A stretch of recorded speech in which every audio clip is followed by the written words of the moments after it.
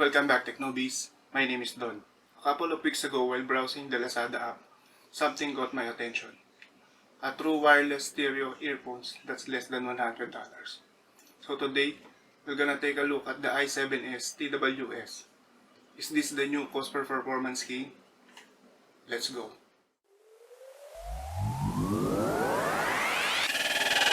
Tech Newbies.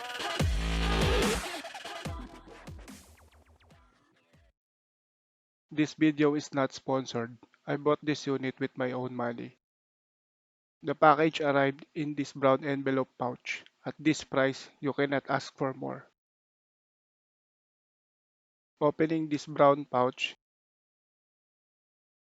you get a very short USB cable for charging and the case with the IEMs enclosed in this white translucent plastic. This case acts as a storage and charger for the IEMs. By the way, there are no manuals included in the package. Build quality is okay. It is completely made of plastic materials. Again, for this price, what more do you expect? There's a single button in each of the earpiece.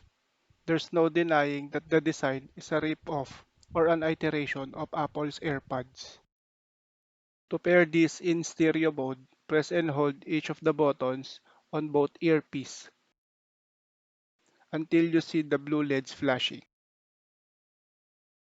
Then press the button twice in either of the earpiece. Wait for the LED to flash blue and red. Go onto your phone or device and open the Bluetooth settings. Search for TWS i7 and click on it. Click pair and wait for the pairing to complete. By the way, according to YouTube, there's only a very small number of you watching this video who are subscribers. If you like this type of content, help me out by subscribing to my channel. Hit that bell icon to get notified of our upcoming videos. Your support is very much appreciated. You can also pair this in mono mode. To do so, simply press and hold the button in either of the earpiece until the LED flashes blue and red. Then go over to your device and do the same procedure mentioned previously.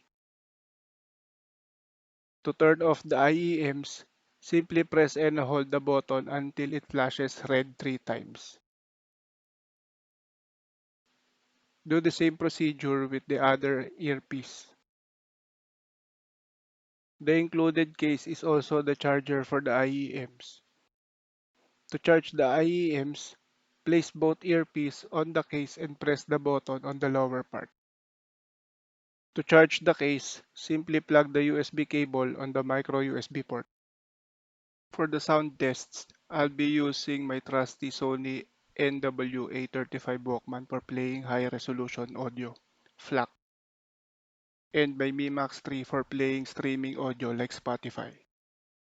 As mentioned earlier, each of the earpiece has a single button that acts as a play pause, answer hang up, and redial button. There's no volume control button which, for this price, is understandable. Both of the buttons work flawlessly on both the Sony Walkman and the Mi Max 3. Based on my tests, the sound profile leans on the mids and at times a tad bright for some music. There's bass, but not that punchy. Sound was even better when playing high-resolution audio. Honestly, this thing actually working was surprising. Well, I'm speechless. Would I recommend this? Most definitely yes. Let me explain. If you have looked for budget earbuds before, you may have heard of Venture Electronics Monk earbuds, which for me are the king of budget earbuds.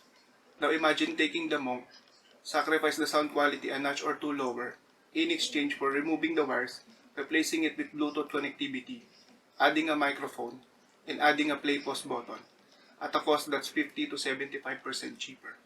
If that is not value, I don't know what is.